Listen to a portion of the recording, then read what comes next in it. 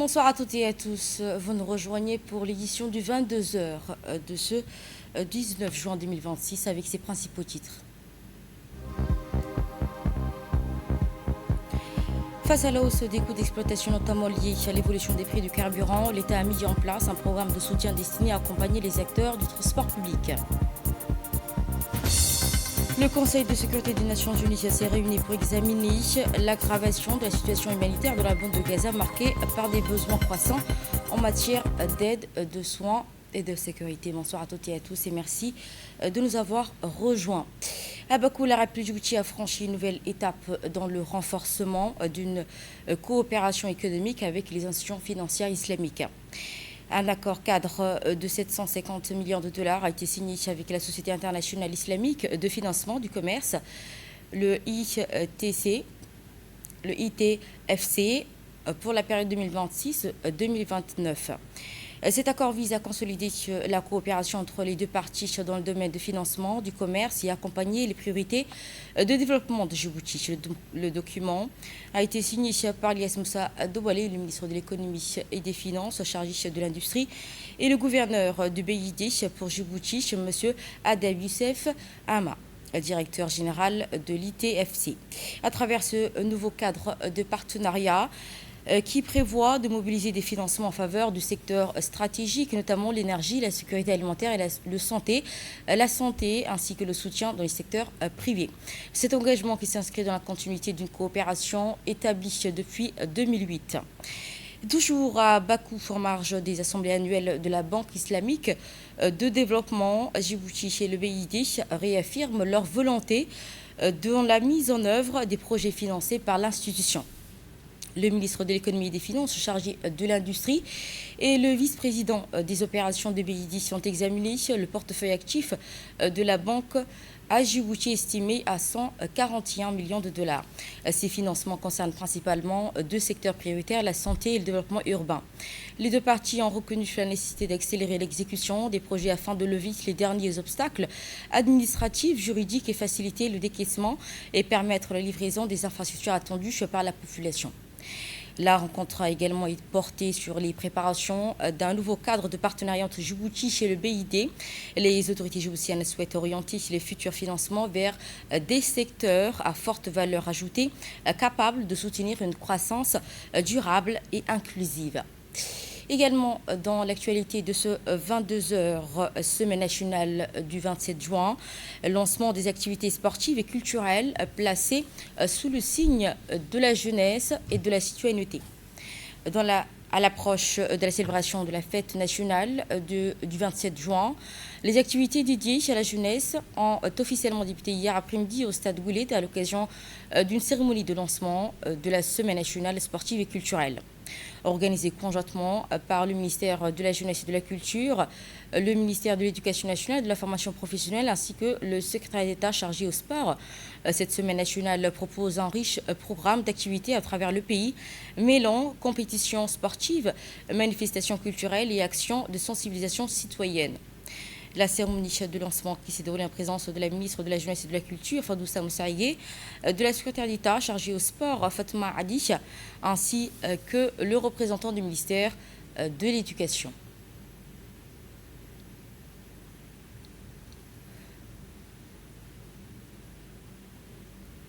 La cérémonie a également été marquée par la remise d'équipements sportifs au profit des fédérations sportives nationales, des structures sportives ainsi que les centres de développement communautaire afin d'accompagner les efforts dans l'encadrement et la promotion des activités sportives. À travers cette semaine nationale du 27 juin, les trois institutions partenaires réaffirment leur volonté de placer la jeunesse au cœur de la célébration de l'indépendance, ainsi favorisant un esprit d'unité, de participation et de développement. Après les bus et minibus, les taxis, autres moyens de transport largement utilisés par la population, bénéficient à leur tour d'un programme d'accompagnement destiné à atténuer l'impact de la hausse des prix du carburant sur leurs activités. Face aux difficultés rencontrées par les professionnels du transport public liées à l'évolution des prix du carburant, le gouvernement a mis en place un dispositif de soutien visant à accompagner les secteurs les acteurs du secteur et préserver leurs conditions d'exploitation. Dans le cadre de ce programme, le ministère du Transport, en collaboration avec le ministère de l'Énergie, a procédé au recensement des véhicules taxis opérant sur l'ensemble du territoire national. Cette opération qui a permis d'identifier les bénéficiaires éligibles et de garantir une distribution organisée et transparente de l'aide. La remise des cartes de bénéficiaires a débuté dans l'après-midi d'hier au siège du syndicat des taxis en présence des responsables du secteur, notamment le président du syndicat et ses collaborateurs ainsi que des représentants de chauffeurs. Nous a donné une subvention et nous remercions le ministre de l'Énergie et le ministre des Transports qui nous ont donné des cartes afin que nous puissions bénéficier d'une réduction de 70 francs par rapport au prix qui a été fixé par la direction de l'hydrocarbure. Aujourd'hui, nous sommes là à distribuer toutes les cartes pour toutes les personnes qui ont bénéficié des enregistrements qui ont eu récemment lieu au siège du syndicat. Nous remercions le gouvernement, le président de la République et toutes les personnes qui ont eu de près ou de loin qui nous ont donné cette initiative. La coopération internationale dans le domaine de protection civile a franchi une nouvelle étape à Djibouti. L'académie de police de Nagahad a accueilli hier la cérémonie de clôture d'une formation internationale destinée aux officiers sapeurs-pompiers de Djibouti et de plusieurs pays africains de la région de l'océan Indien. Organisée par l'École supérieure internationale de la protection civile, cette formation s'inscrit dans une dynamique de renforcement des capacités de partage d'expertise entre les services de secours des pays participants.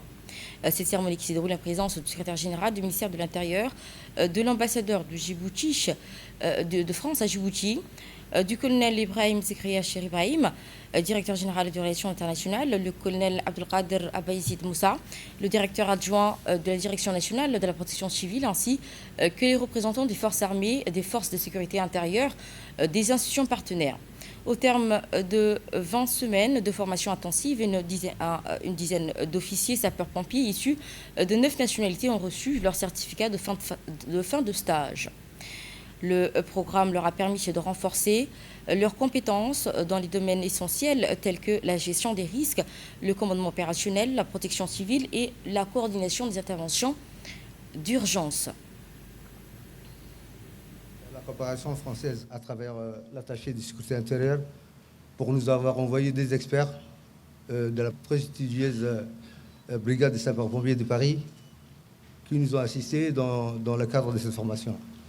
Je tiens à remercier le directeur de la protection civile pour avoir mis tous les moyens humains et matériels pour la réussite de cette formation. Je tiens à féliciter les cadres formateurs, le directeur des études, Major Thierry, son adjoint Franck, Léonard Hamza, le directeur des stages, Léonard Raguet, son adjoint, sergent Ali, sergent Hamza, Cabral Hamza et le moniteur du sport. Je tenais à remercier le directeur de l'académie de la police, mon ami Madi, qui nous a vraiment accueillis et dont la relation était très fluide. Du 1er février au 18 juin 2026, cette école est devenue pour nous bien plus qu'un centre de formation. Elle est devenue un creuset d'excellence, de discipline et de fraternité. Aujourd'hui, nous exprimons avant tout notre profonde reconnaissance à la République de France et à la République de Djibouti pour leur engagement constant dans le renforcement des capacités africaines de protection civile. La coopération franco-djiboutienne, mais également la coopération franco-africaine, démontrent ici toutes leurs valeurs stratégiques et humaines. La coopération franco-djiboutienne continue de se renforcer. À Djibouti, l'ambassadeur de France a réaffirmé l'engagement de son pays à accompagner les priorités de son pays, à accompagner donc les priorités nationales à travers des actions concrètes dans les domaines de développement. Cette formation initiale des officiers de sapeurs-pompiers constitue pour vous une étape majeure dans votre formation. Formation d'une durée de 20 semaines. 20 semaines, ce n'est pas rien. Il y a peu de formations qui durent si longtemps. Ça représente donc un stage extrêmement exigeant dans lequel vous avez beaucoup appris. Période intensive. j'ai compris, vous l'avez relevé, où vous avez combiné à la fois un travail intellectuel intense et puis une préparation physique et des exercices rigoureux.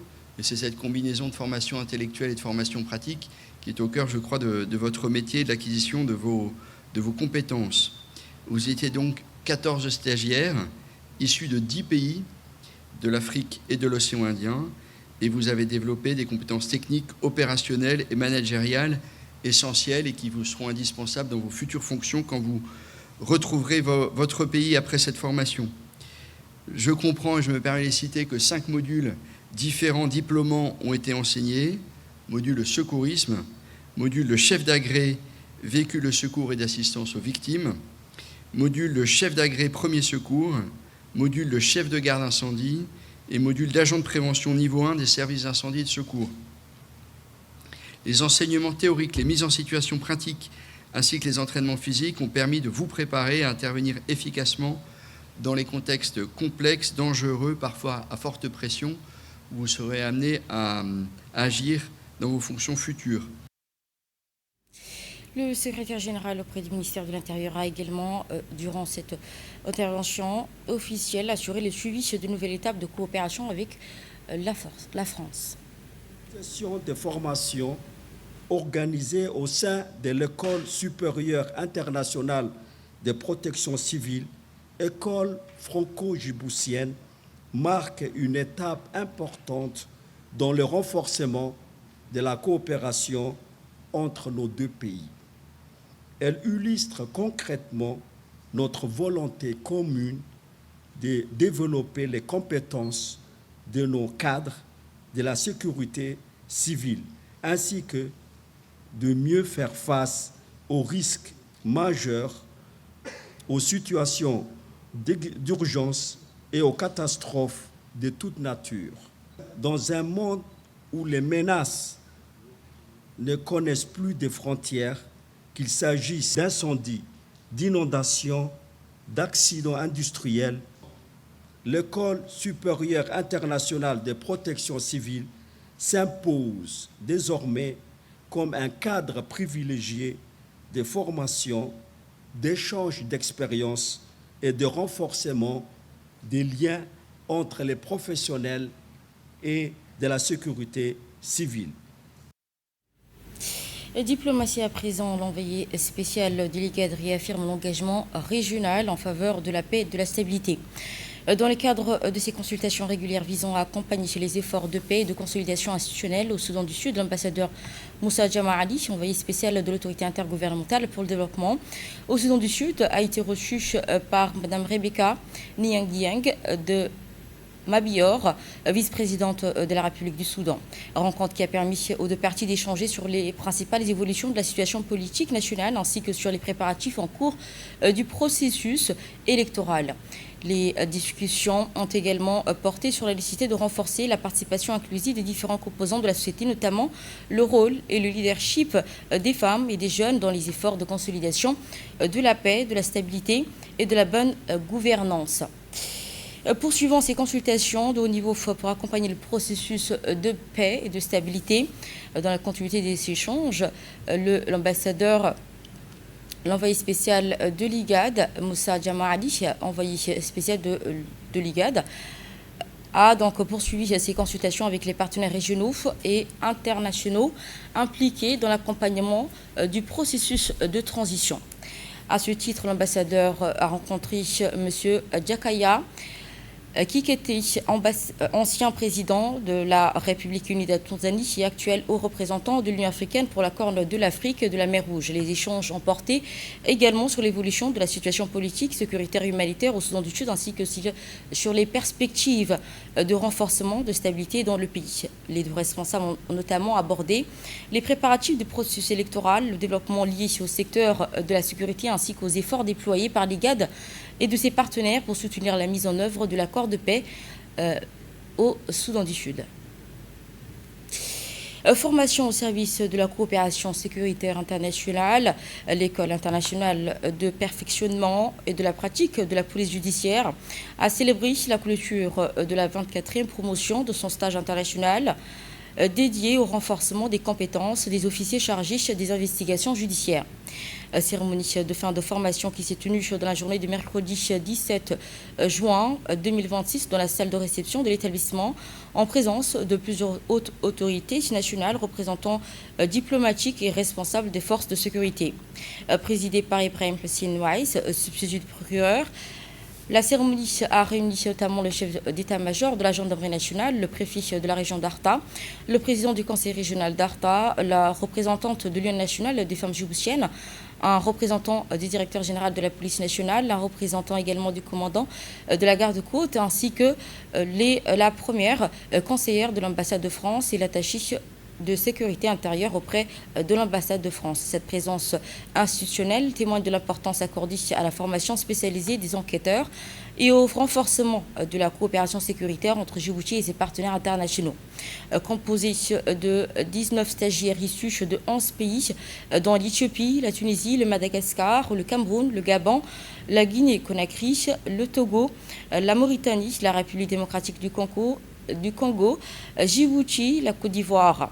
Cette 24e promotion a reçu ses diplômes de fin de formation ainsi que les insignes de l'école et autres distinctions symboliques et remises par les autorités présentes.